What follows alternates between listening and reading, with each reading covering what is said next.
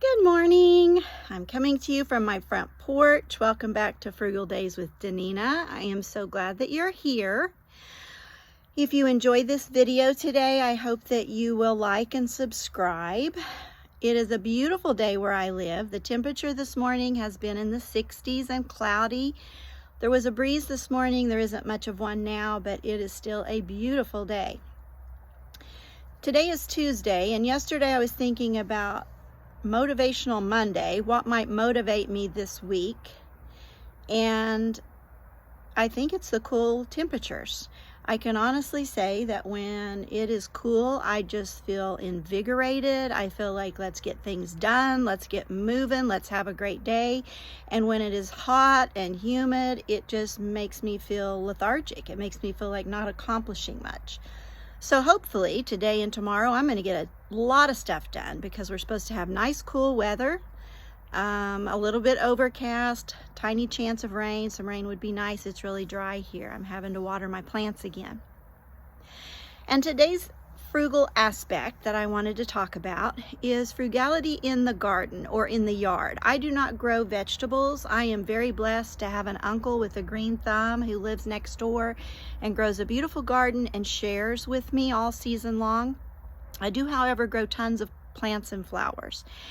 My yard, I had to kind of carve out of nothing. If you've watched my previous videos, you know that I live on my son and daughter-in-law's property, and I live kind of down in a wooden area of their property. I have a very small yard. That's all I want. That's all I can manage by myself. And I kind of like for it to look a little English garden-y. I like for it to be very flowery, lots of plants, lots of containers. I have raised beds. I have sitting areas. I don't like clean and crisp in my yard. I like beautiful. I like to have things that attract butterflies and birds, and the hummingbirds I had this year, the bees, lots of flowering plants. That's what I like to have, stacks and stacks of them. But that costs money. So I try to find ways that I can reuse what I have, that I can buy used things. I'm still trying to get my bearings with seeds. I have not had a lot of luck with planting seeds and then transplanting during the correct season. I'm going to try that again this winter, try to do some mini greenhouses and see if I can grow some plants of my own. What I've tried to do over the 5 years that I've been on this property is buy as many perennials each year as I can afford. I also have done bulbs each year. However, last year I made the mistake of not researching what squirrels like to eat. So I ended up losing mini bulbs to squirrels because I bought things that they think are yummy. Sorry about that in the background. If you can see my door there, that's my Chloe. She's inside. She is not an outdoor cat. None of mine are, but she thinks if she jumps high enough on that glass door that she will eventually be able to get whatever little flying insect is buzzing around there. So sorry for the distraction. Anyway, I try to plant as many perennials as possible. And like I said, I haven't had a lot of luck with seeds. I have had luck with bulbs if I buy ones that are squirrel resistant, that squirrels do not like. So this year I have been researching and trying to be sure and find what kinds of bulbs I could buy that would work in my zone, but squirrels wouldn't be interested in digging them up and eating them. So hopefully I have been successful with that. I have gone and purchased quite a bit of bulbs, and then I also have done an online order from a company that will hopefully be arriving in the next month or so I can get those in the ground before it freezes. So luckily I'm starting to have each spring lots and lots of things that come back all on their own that I don't have to continue to purchase. I do, however, use annuals on my porch. I love sitting on my porch. I have lots of plants on my porch and potted plants, and I usually do annuals for those. Another investment I'm trying to make is each season I'm trying to buy 1 or 2 really heavy-duty, high-quality planters. Now, those may be traditional planters or something I find in a thrift store or an antique store. My sweet fella and I, David, he and I love to go to antique stores. So I'm always on the lookout for something non-traditional that I could turn into a planter and reuse. Oftentimes that's cheaper for me than buying a heavy-duty planter in a store. So I'm always on the lookout for something like that. Garage sales are another great place to buy empty containers that you think you can turn into a planter for a fraction of the price. I also reuse my soil. I don't know if you all do that, but every year I still have to make a significant investment in potting soil or topsoil, or this year I've been buying raised bed, organic raised bed soil. But I do try to reuse all of it that I can. I pick out anything that may come back up through it, anything toxic that's in the soil, and then I try to reuse it in other planters if it had an annual in it, or even a perennial that just didn't make it. And I'm going to reuse that soil, so that saves me a little bit of money as well. Also, as I mentioned in my previous videos, I do sinking funds, and I definitely have a sinking fund for my yard. It's something that means a lot to me. It's something I enjoy. It's good exercise. It's good for my mental health to be outside and working in my yard and doing projects. And I always have way more projects than I can afford. It seems like as soon as I finish one project, something else pops into my mind, or I'm at my kitchen window, you know, doing food prep or washing dishes or cooking or whatever, and I look outside and I think, ooh, that would be great right there in that area, and I start planning in my mind what I can do in a certain area of my yard that I haven't developed yet. But of course that takes time and money, and so I try to work on just a couple of projects each spring and summer, and so I plan for that financially with my sinking funds. As I said, I have a yard sinking fund, and I will build up money all year long to use in my yard. And I'll just be honest with you, I usually go over in that and have to pull from somewhere else, but that's okay.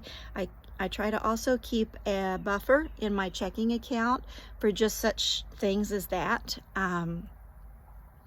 That way, if I do need, for instance, yesterday I went to a local greenhouse where they have really high quality soil and bought 3 more bags of raised bed potting soil.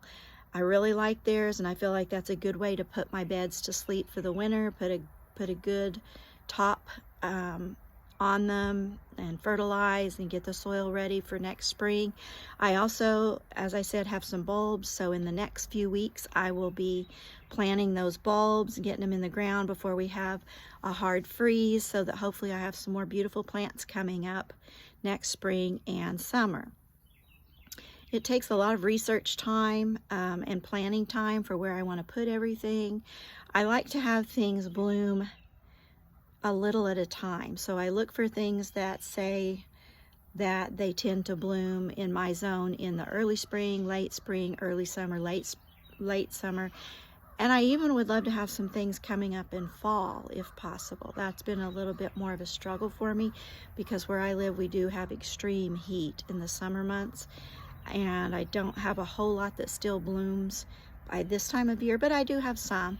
And I bought a couple of mums this year, which of course are annuals, but they're just so pretty, and I've never been able to keep them alive very long. But I did read that if you deadhead them, you can get them to bloom again. So I'm trying that with the ones that have already started to die, because I haven't had them even a month, and one of the big mum plants I bought seems like it's on its way out. So I've deadheaded it this morning, and hopefully it will start to come back. That would be great if that happens.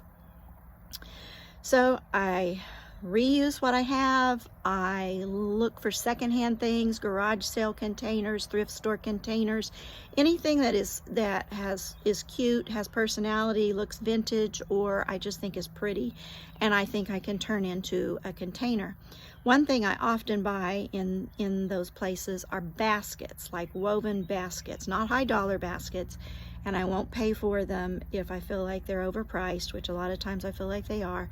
A basket only really makes it probably one season, maybe two, sitting out all spring and summer in my yard, but that's okay. I've reused it. It's not going to end up in a landfill. They're made out of wood and straw, and they break down, and I'll throw them into, you know, a compost pile, a wood pile. I have a big brush pile. After they're completely broken down and I can't use them anymore, they'll end up there instead of in the garbage or in a landfill. So I like that. That helps me feel like I'm helping a little bit to reuse some of those things that might end up in the trash. Plus they look adorable when they have flowers in them. Old Easter baskets are one thing I've used often, that I find in junk stores or thrift stores that I don't necessarily use them for Easter baskets. I use them for flower planters. Old pots are good for that too. I have a cast iron pot, kind of looks like a witch's brew pot, that I put flowers in every year. It's got a nice big crack in it, so it drains well, and whatever I put in it seems to do really well. So be on the lookout for those kinds of bargains. Also, I know at certain times of the year, things like mulch will go on sale almost half price, and I try to stock up at that time. This winter I will spend time planning what are going to be those couple of projects next year that I do that'll be my high dollar projects, my building projects that I'll want to go ahead and get things ordered for probably in February or March. And a good thing for me, I don't have a way to haul a big load of heavy materials if I'm going to build something, but I can have it delivered, and to me it's worth paying that fee to have the company deliver it to my house, and then I'm just doing the building, the toting and fetching and building right here on the property, rather than having to wrestle everything or get someone to help me or rent a truck or all of those things. That would be a headache as well as expensive. So I just pay a delivery fee and they bring whatever I want right to the house for the heavy stuff. For the light things, I'm back and forth all the time to gardening stores throughout the spring and early summer, and from there on out it's just maintaining. So to recap, I'm going to use what I've got. I'm always on the lookout for anything I can thrift or get at a garage sale that I might use in my yard as a container. I'm going to continue to plant bulbs. Next spring I will get perennials again, as many as I can afford. Also keep a lookout at your home and garden stores for clearance racks, because often there'll be a plant that's just not the prettiest, but maybe it's still would be fine if you brought it home and gave it a little TLC. I've done that with several plants this year and been able to just, you know, give them some love and care, work with them every day, bring them back to have a nice healthy plant, and I got it for half price. So keep an eye out for those kind of things. Reuse your soil when you can. Those are the ways that I use, as well as my sinking fund, which will help cover my big projects that I do next year. And I'll just add to that each month so that next year I have a good amount of money to spend on whatever project or two that I want to do next spring. I'll add a few of my gardening pictures and some things I'm currently working on to this video.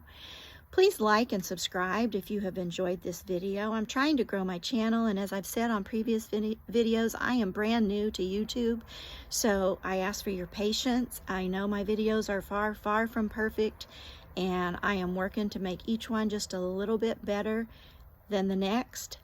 Let me know in the comments, what things do you do to stay frugal in your yard, in your garden? What kind of things do you grow? Do you enjoy gardening? See you soon. Thank you. All right, I am going to do a gardening before and after. I have this little space right here that looks terrible because I've had my charcoal grill setting there for ages. There's my charcoal grill. I'm getting ready to take it apart because it's no good anymore. And I'm going to move a little patio table here and do some bulb planting around it. So I wanted to go ahead and show you the before. Then later I'll show you the after I get it all cleaned out. Here are my zinnias this year. They're beautiful and almost as tall as I am. Got some azaleas here and some rose moss. I got a couple of old tires from my dad that I'm going to paint and then plant things in. I love to reuse things that I find. This little purple clover I got as a gift last Christmas and planted those seeds, and I mean, it has gone like gangbusters. I am going to order some more of it because it has done so well. This little solar lantern was a gift from my daughter-in-law, and I love it because at night it doesn't just light up, it looks like a flame. And I've got this little bird bath that my sweetie gave me. David was using it at his house in his yard. He had 2 of them and gave me one to bring home with me and use. I also have bulbs planted in some of these cinder blocks, and the ones that are empty with no soil yet mean that I have not planted anything in them, so I will be planting things in there this fall as well. And I will do some updates as I go along.